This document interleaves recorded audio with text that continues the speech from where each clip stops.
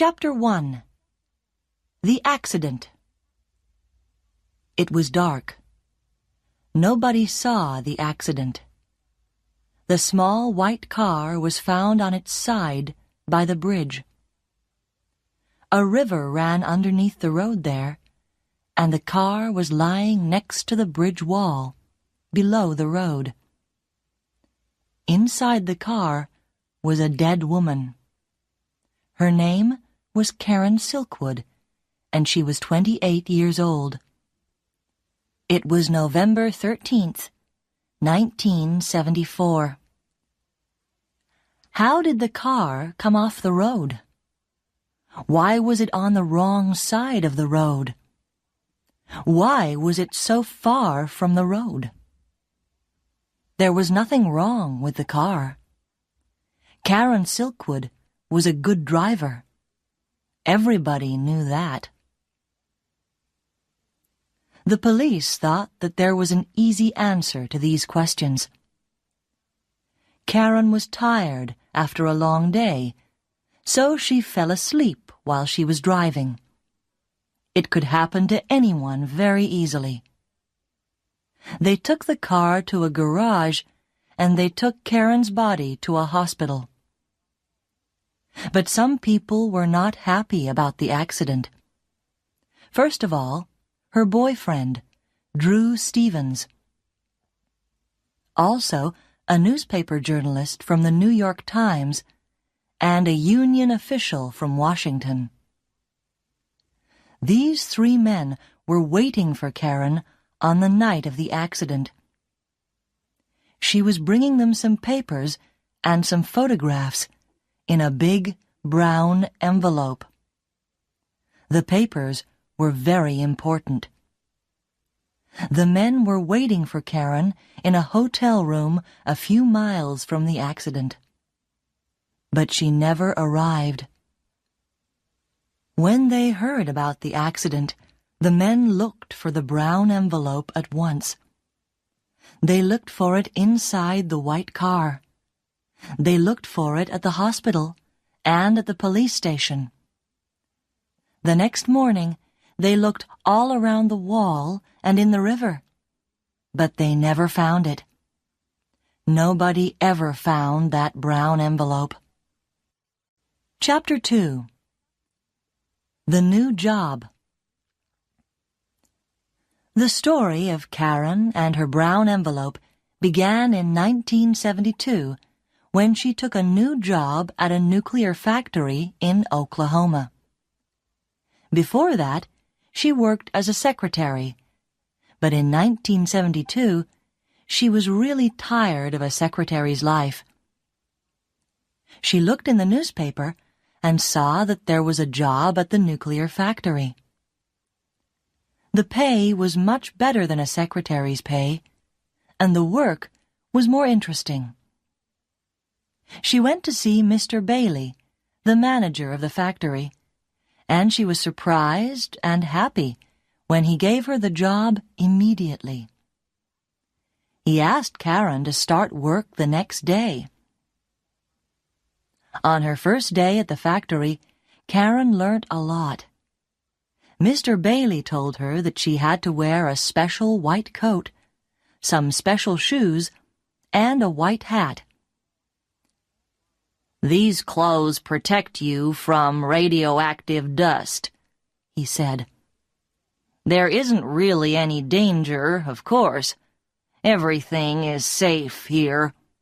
We check everything all the time." "I see," said Karen. "You need an identity card to get into the factory every morning. Just give me a photograph of you, and I'll give you a card. A pretty picture of a pretty girl." He smiled. Karen didn't like that smile. "He thinks I'm stupid," she thought. "Why do men always think that pretty girls are stupid?" He was still speaking. "Now I'll call Mrs. Phillips. She'll take you round the factory and show you your laboratory. The manager there will explain the job to you. Don't worry, it's very easy." He smiled his thin smile again. The door opened and Mrs. Phillips came in. She was about 40 years old and a little fat. She looked afraid. "You wanted me, Mr. Bailey?" "Yes, Susan. This is Karen Silkwood. She's going to work with you in your laboratory. Could you take her around the factory and tell her about the work?" "Oh, I see. Of course, Mr. Bailey. Please follow me, Miss Silkwood." When the office door closed, Mrs. Phillips smiled at Karen and said, "That was lucky. Usually, if he calls me, he wants to shout at me about something. Please call me Susan. Can I call you Karen?" "Of course," said Karen. They walked down a long corridor with heavy doors on both sides. Susan opened one of the doors. "This is our laboratory." Karen saw 6 or 7 people in the room. They were all wearing white gloves, and their hands were inside a big glass box. There were holes in the side of the box, just big enough for hands. Everyone looked at Karen. "What's in the box?" Karen asked Susan. Everyone laughed. "Not chocolate," said one worker. "Or beer," said another. "Don't listen to them," said Susan. "It's fuel rods and uranium. We put uranium into the fuel rods. That's why you must always wear your gloves. And when you leave the laboratory, always remember to take off your gloves and check your hands in front of the scanner." She showed Karen the scanner, which was near the door. "If there's any radioactive dust on your hands, the scanner knows at once. An alarm rings all over the factory." "And when the alarm rings, the party begins," said one man. "Party?" Karen asked. "You can take off all your clothes and have a swim, with lots of water." "He means they wash you in a shower," said Susan. "It doesn't happen very often." Karen went home happy at the end of the day. She didn't think that the work was difficult, and the money was good. Very good. Chapter 3. Karen and Drew. At first, Karen liked her new job. She was an ordinary, small-town girl who liked ordinary things. A comfortable home, a glass of beer, an evening with good friends. Soon she had some new friends from the factory. She also liked Drew. He worked in another part of the factory, but everyone used the same coffee bar. She met him a few days after she started the job. In the coffee bar, she and Susan were laughing together at a story in the newspaper. Then Karen suddenly heard a voice behind her. "Here's a new face." She turned round quickly. A tall man was standing just behind her chair, with a coffee in his hand. "Be careful with that coffee, will you?" said Karen. "You're going to drop some on me in a moment." "It's too good to be true. Nobody as beautiful as you ever works in this factory. What about having a pizza with me tonight after work?" Karen wasn't sure what to say. He looked nice, but she didn't know anything about him.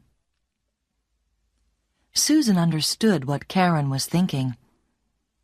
"Don't worry, dear. It's only Drew.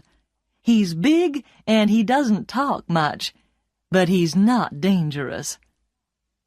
Drew laughed. "Thanks, Susan. I'll buy you a coffee every day this week for that." He turned to Karen. "Can I buy you a pizza or not? What do you say?" Karen smiled. "I never miss a free meal." When Karen arrived at the restaurant that evening, Drew was already there. He stood up when she came in and gave her a big, friendly smile. Karen thought of Mr. Bailey's smile. How could two smiles be so different? Karen found that it was very easy to talk to Drew. He listened to what she said, and they laughed at the same things. It was like talking to her favorite brother. In the next few weeks, they spent a lot of time together. Everyone at the factory saw how happy they were. Life was going well for Karen. Chapter 4. The Shower. But in the summer of 1974, everything began to change. One evening, Karen and Susan were leaving the laboratory. First, Karen checked her hands in front of the scanner, and then, a minute later, Susan checked her hands. Suddenly, there was a terrible noise. It was like a high scream. Everybody could hear it all over the factory. Susan didn't move. She just looked at her hands. Then the door of the laboratory flew open. Two men in white coats ran in and took Susan by the arms. Before Karen could do anything, they pulled Susan through the door. The terrible noise of the alarm was still going. Karen shouted, "Where are you taking her?" Nobody could hear. Nobody answered. Suddenly, the noise stopped. Karen turned to the other workers. "Where will she be?" "In the shower room." Karen ran out of the laboratory and along the corridor to the shower room. Inside the room, Susan was screaming. Karen pushed open the door. Susan had no clothes on, and the two men were showering her from head to foot, in her eyes, inside her ears, everywhere. The water hit her body like stones. "Stop that!" shouted Karen. "You're hurting her." "Not as much as radioactive dust can hurt her. One very small piece could kill her," shouted back one of the men. 10 minutes later, they stopped the shower. Susan's face was as white as snow, and she was shaking with cold. The men checked her body again with a hand scanner. "Okay, you're clean now. Put your clothes on. In 5 minutes, we'll come back and take you to the medical center for more tests." They left. Susan looked at Karen. "They say I'm clean. Outside, perhaps. But what about inside? How much radioactive dust is in my body? Am I hot?" Her voice was quiet and tired. Suddenly, she looked old. Slowly, she began to put her clothes on. Hot? What do you mean? Asked Karen. Hot means radioactive. I see. Karen looked at her own hands. Were they clean? How carefully did the scanner check them? She worked next to Susan in the laboratory. Perhaps the dust was on her hands, too. I'm sure you're fine, Susan. The men said you were okay, and the doctors will know. Nobody knows. Uranium is very new. Nobody really knows what it can do to us. One of the men came back with a woman. Come along, dear. Time for your medical tests. Then they saw Karen near the door. What are you doing here? If you've finished work for today, you can go home. Karen did not listen to them. Are you okay, Susan? Do you want me to come with you? Susan shook her head. No, it's okay. You go home, Karen. I'll phone you later. Don't worry about me. And thank you. The man and the woman took Susan's arms and walked down the corridor, with Susan between them. She looked very small and very afraid. Chapter 5. The New Union Official. After the shower, Susan was a different person. She was quiet and didn't laugh very often.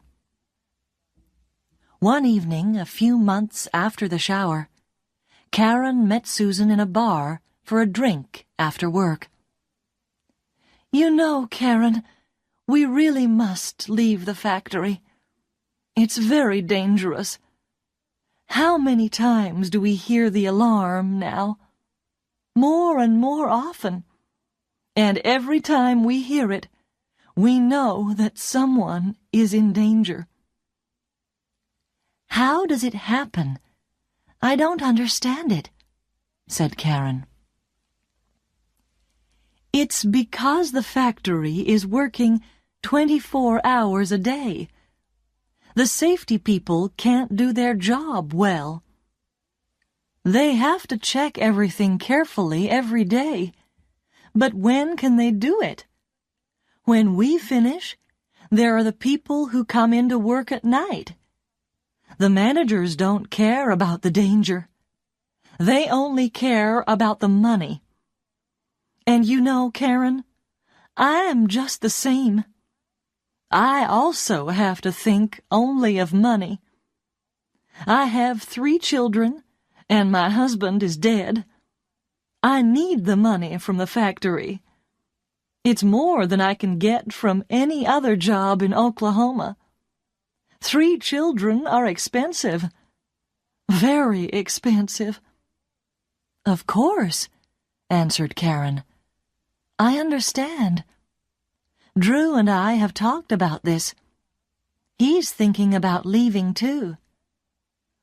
It's okay for a young man, strong like Drew. He can get many other jobs. You could leave too, Karen. Why don't you? Because I've decided to change things here. I like the job, and I like the people who work here. The money is good. We just need to improve safety. That's all. Surely that's not difficult. We have to talk to the managers and tell them it's important. Do you know Bob in Laboratory 16? Well, don't laugh. But he's asked me to be on the union committee, and I'm going to try it. But, Karen, you can't.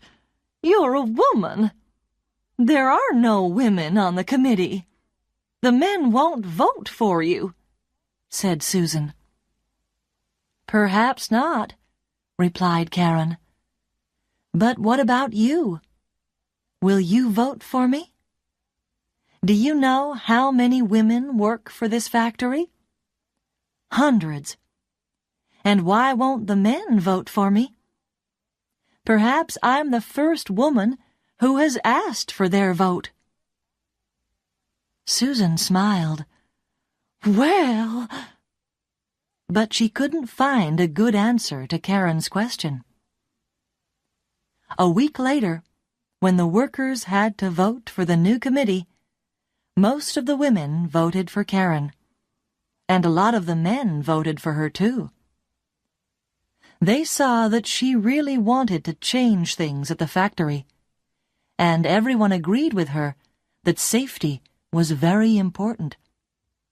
So Karen was now an official on the factory's union committee. Chapter 6. The Meeting in Washington. A month or two later, the alarm sounded again. This time, Karen was in front of the scanner. She went quietly with the men in white coats. But after her shower, she asked them a lot of questions about safety in the factory. They didn't answer any questions. They just got angry. They knew she was on the union committee, and they were afraid of her. All the managers knew that Karen was on the committee because she always had a notebook in her hand. In her notebook, she wrote down all the scanner alarms, every shower, and every other danger in the factory. She asked a lot of people a lot of questions, and always wrote the answers in her notebook. The notebook was getting full. In September 1974, the Union Committee had a meeting. Everybody could see that safety at the factory was getting worse. The committee decided to write to the union leaders in Washington and ask for help. 2 days later, there was a phone call from Washington. The leaders wanted to see the Union Committee immediately in Washington. For Karen, this journey to Washington was a big adventure. She wanted to see the White House and all the other famous places in the first city of the USA, but she had very little free time. She spent nearly all the time at a long meeting. At first, the leaders just listened to what Karen and the others said about the factory. Their faces got more and more unhappy. Karen explained what was happening. "The managers take photographs of the fuel rods to check that they are safe. But I know that they are secretly changing the negatives of the photographs. And why are they doing that? Because the photographs show that the rods are not safe." Suddenly, one of the leaders said to Karen, "Do you understand what you're saying, Miss Silkwood? The lives of many people could be in danger if you're right. Uranium is very, very dangerous." "I'm just telling you what the people in the photographic laboratory have told me," Karen said. "If this is true, the government will close your factory. Do you understand what that means? A lot of people will lose their jobs. The story will be on the front page of every newspaper." Karen looked unhappy. "Will it? We only want the managers to change a few things and to be more careful about safety." "I think it's already too late for that." After the meeting, one of the leaders stopped Karen outside in the corridor. "Just come with me for a minute, please," he said. He took Karen into a small room and closed the door. He didn't want anybody to hear them. "Karen, we need proof about these negatives. Without proof, nobody will believe our story. Can you get some for us?" "What proof do you need?" "Someone will have to go into the photographic laboratory and steal some negatives. We need the negatives both before they change them and after they change them. Do you know where they keep the negatives?" "Yes, I know," said Karen quietly. "But it will be very difficult. I don't work in the photographic laboratory. If one of the managers sees me there, how can I explain what I'm doing?" "I don't know, but you'll have to think of something. We can't help you if you haven't any proof." They were both silent for a minute. Karen looked out of the window. It was a lovely evening. She thought of Mr. Bailey's cold smile and Susan's screams in the shower. "I'll do it," she said. "Good girl. It will be very dangerous. Nobody must know what you're doing. Not your friends on the committee. Nobody. I'll be the only person who knows. I'll phone you once a week, and you can tell me how you're getting on."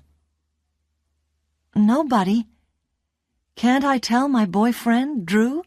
asked Karen. "No. It could be dangerous for anybody who knows." "I see. Okay. I'll do what I can," said Karen slowly. "Be very, very careful. You're a brave girl. I'd like to thank you for agreeing to do this." Karen stood up. Outside the window, the sun was still shining, but she felt cold and lonely. "Can I phone you if I need to speak to someone?" "Of course. Any time, day or night. This is my card with my name and phone number." Karen took his card.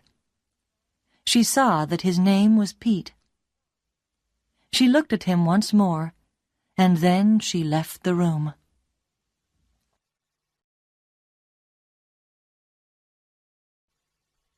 Chapter 7. The Brown Envelope. When she arrived back from Washington, Drew was waiting at the airport. "Did you have a good time?" "Not really. Things are worse at the factory than we thought. The union leaders are going to send some doctors to the factory to talk to everyone about the dangers of uranium." "Poor Karen. You look very tired. Let's go home, have a beer, and listen to some music. Forget the factory for one evening." Karen looked at Drew's kind, strong face. She wanted so much to tell him, but no, she mustn't tell anybody. She tried to smile. "Okay, what about a pizza at our favorite restaurant?" she said. During the month of October 1974, Karen told nobody about her secret, but she felt very lonely. She began to work at nights because there were fewer people working in the factory then, and so it was easier to get into the photographic laboratory. Very slowly and carefully, she began stealing negatives. She put the negatives in a brown envelope and put the envelope in a secret hole in the wall of her house. Nobody knew it was there. In the daytime, when she was not at work, It was difficult to sleep. She was afraid all the time. She often felt that people were watching her. Soon, some doctors came from Washington and spoke to the workers. After that, everyone tried to help Karen. They were really afraid when they heard about the dangers of uranium. Soon, Karen had to begin a new notebook. Everywhere she went in the factory, the notebook went with her. The managers watched Karen, and they watched her notebook. One day, she left it on a table in the coffee bar for 2 minutes while she went to get some sugar. A manager tried to take it, but the other workers stopped him. "What are you doing? That's Karen's book." The manager's face turned red, and he put the book down. But the managers were now watching her all the time. It was more and more difficult to get into the photographic laboratory. But in the last week of October, Karen told the union leader in Washington that she had nearly all the proof necessary. "That's wonderful," said Pete's soft voice in Washington. "When you're ready, I'll take you to meet an important man from the New York Times. We'll give the story to the newspapers, and they'll tell the world about it. Then the government and the factory managers will have to do something about the dangers of your work." "Give me just a little more time," said Karen, and she put down the telephone.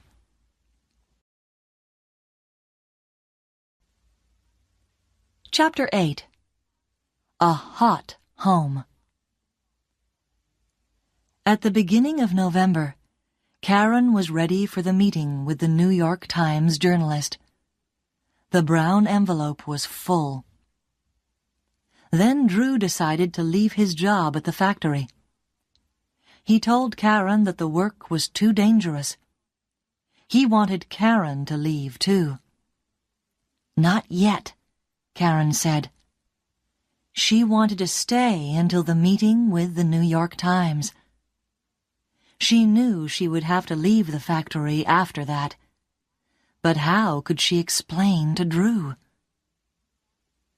Karen was now working during the daytime again, and on the evening of November 6th, she passed the scanner on her way out of the laboratory. Suddenly, the alarm sounded. She had to have another shower. After the shower, she went home, very tired and unhappy. After she arrived home, she went to the bathroom for a quick wash, and then she went to the kitchen to make a sandwich for the next morning at the factory. Then she went to bed. The next morning, November 7th, she got up and went to work. She was still tired, and she forgot to take her sandwich out of the fridge. On the way into her laboratory, she passed the scanner. Immediately, the alarm sounded.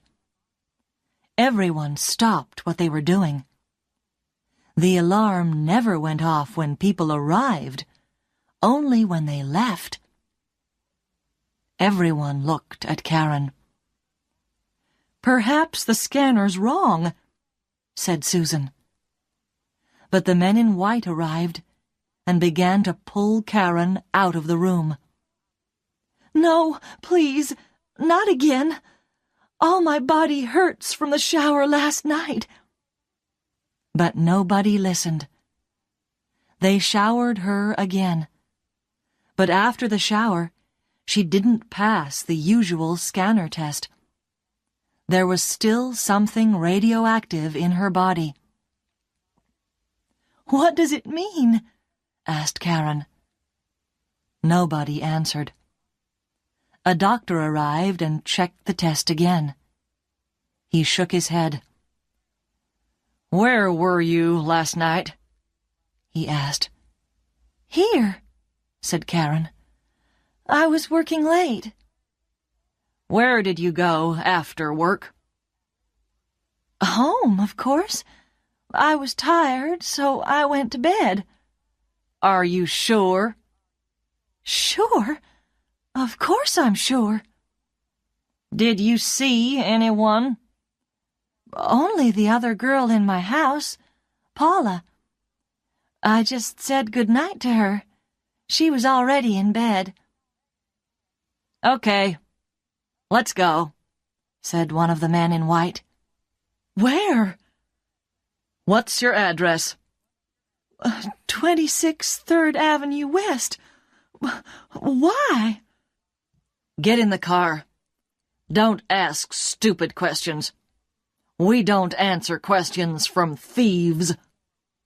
"Thieves? What have I stolen?" "Get into the car." Someone pushed Karen into a big white car. It was full of more men in white. They were all wearing the special white clothes and hats to protect their faces and bodies, and they were all holding scanners. They drove to Karen's home and opened the door with Karen's key. "Stay in the car!" one of the men in white shouted at Karen. But Karen didn't listen to him. She followed them to the house and looked through the windows. The men went all round the house with the scanners, and everywhere was radioactive. The kitchen, the bedroom, the bathroom.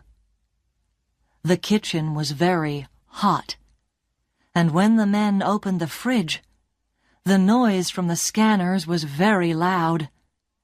The men followed the noise to the sandwich. "I suppose she made this last night," said one of the men. "Stupid girl. She's lucky that nobody has eaten it." They put the sandwich carefully into a bag. That was only the beginning. Soon all Karen's things were in bags. Her clothes, her books, her photos. When they took her photo of Drew, Karen couldn't stay quiet any longer. "What are you doing? It's just a photo!" "Be quiet," they told her. "Don't you understand anything? Your house is very radioactive. The walls are hot, too. We can't leave anything in the house. It's not safe. Think of the people next door. Now we're going to lock the house, and nobody must go in again. Phone your friend Paula and tell her to find somewhere to sleep tonight. Don't tell her too much. Nobody must know what's happened here. People won't understand, and they'll begin to worry and get afraid. That's not good for the factory." "The factory? Who cares about the factory? What about me? If my house is radioactive, I'm radioactive too," said Karen. "Why didn't you think of that before you stole the uranium? Go to your boyfriend's house. Don't go out. Don't speak to anyone. We'll phone you tomorrow and tell you what to do." They put all the bags in the car and drove away. Karen stood alone in the middle of the street. They thought she was a thief. But why? Who could want to take uranium out of the factory?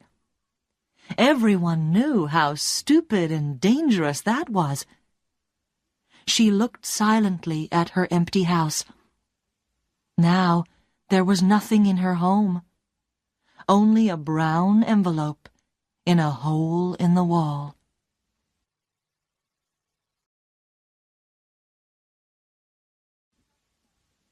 Chapter 9. Where to go? Karen tried to think. She was hot. Perhaps she was dying. She was dangerous to other people, dangerous to Drew. She couldn't phone him. She was alone. She forgot about Pete in Washington. She sat down on the ground and cried. She wanted to die quickly. 3 hours later, Drew found her there. She was still sitting on the ground. Her face was white and empty. She didn't look up when he walked across to her. "Karen, my Karen, come with me at once. Someone from the factory phoned me.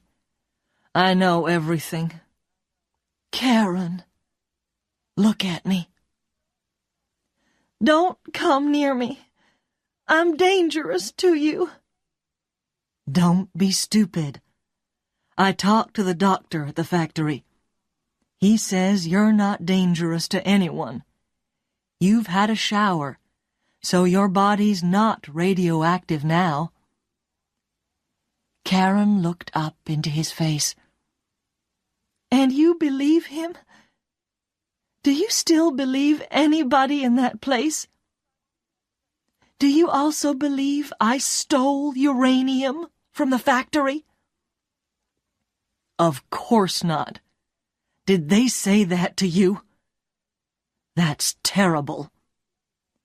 Wait until tomorrow. When I get in there, they'll be sorry they ever said that to you." "It's no good, Drew. I'm dying," said Karen quietly. "I don't know how this happened, but I know one thing. There are people at that factory who want to see me dead." "Karen, you're tired. You need a holiday. You must leave the factory like me. Come home with me now." "Home? I haven't got a home anymore." Karen put her head in her hands. Drew looked at the empty house. His face was white and angry. "Did they do that too? Karen, my home is your home from now on." He took both Karen's hands and pulled her to her feet. He helped her to his car and took her home.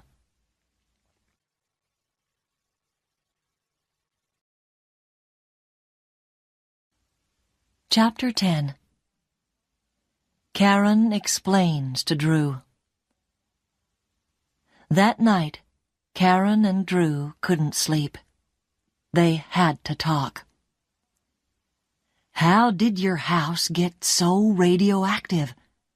That's the question," said Drew. "I think," answered Karen, "that someone put something radioactive into my bag last night before I left the factory. I remember that I left my bag on the table for a few minutes at coffee time in the afternoon." "But Karen, who did that? And why?" "Drew, I'm going to tell you something. Perhaps I'm dying now, so there mustn't be any secrets between us anymore. I agreed to get photos of the fuel rods for the union in Washington. I've stolen photos and negatives from the photographic laboratory. Perhaps someone saw me. One of the managers."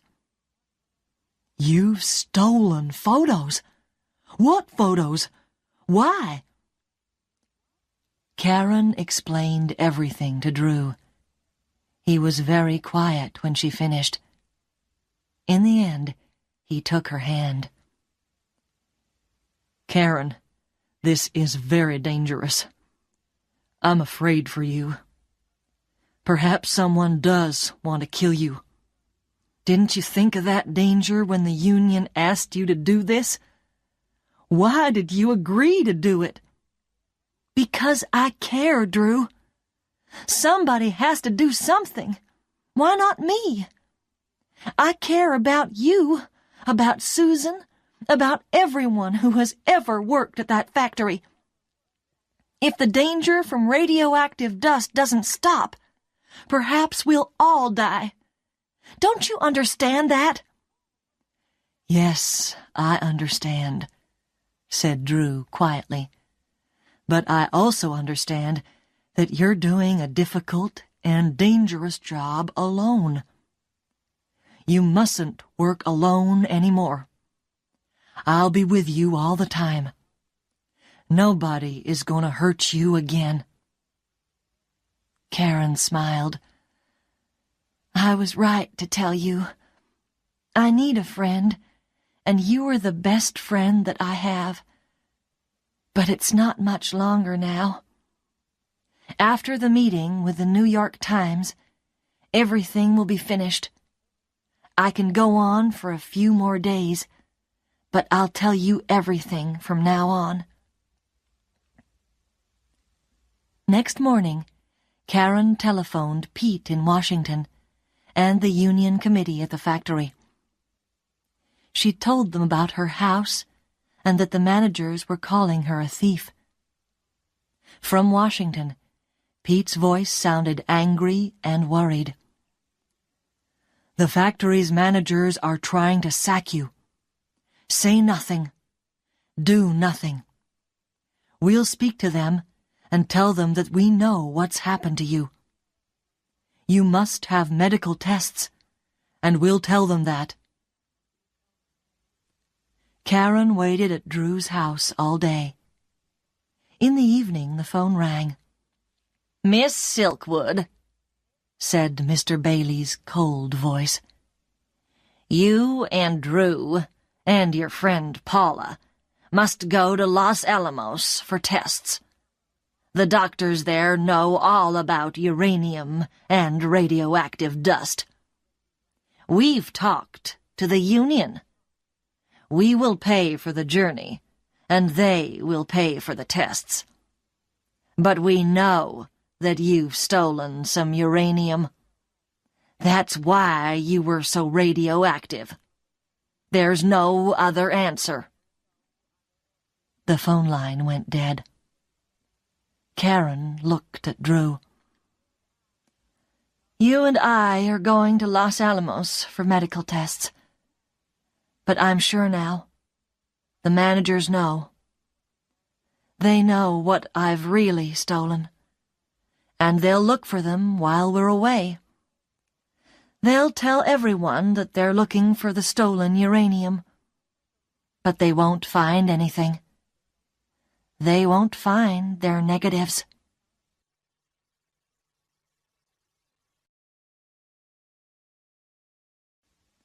Chapter 11. The Night Drive. Karen, Paula, and Drew went to Los Alamos and had the tests. The doctor said that Karen's body was still a little radioactive, but Drew and Paula were all right. It was very good news. They told Karen that she was in no danger now, but they also explained that they didn't know about the future. It will be a few years, they said, before we know that you're really all right. High in the mountains around Los Alamos, Paula, Drew, and Karen had a party in a little restaurant. Karen felt years younger. She was not going to die. She and Drew still had a future together. They all danced until midnight. The next day they took the plane back to Oklahoma City. Karen had to go back because that evening there was a union meeting at the factory, and after that, her meeting with Pete and the journalist from the New York Times. It was an important day for her. They arrived at the airport in the morning. Early in the evening, Karen drove to her house. She went alone because Drew was working. She used her key and went quietly into the house. She was only inside the house for 3 minutes, and then she left immediately and went to the union meeting at the factory. That night at the meeting, Karen had a big brown envelope in her bag. The envelope was too big for the bag, so everyone could see it. All the workers were very happy to hear that Karen was all right. They were afraid that she was very ill, so when they saw her looking happy and well, everyone felt better. "She looks as happy as she did a year ago," thought Susan. "A pretty, happy girl who likes a good time and a good laugh." After the meeting, a lot of people wanted to talk to Karen and ask her about the last few days. "I'm sorry," she said. "I can't talk to you now. I have to go to another meeting." "With your good-looking Drew?" asked someone with a friendly laugh. "Yes," said Karen, "with Drew and 1 or 2 other people." She smiled. "Can I take you in my car?" asked her friend Bob. "No, thanks," said Karen. "I've got my car here." It was dark when Karen left the factory. She smiled at all her friends, got into her small white car, and drove away. Karen never arrived at her meeting with Drew, Pete, and the journalist from the New York Times. On the road to the meeting, a few miles from the nuclear factory, she had an accident by a wall near a river. It was November 13th, 1974. Nobody ever found the brown envelope.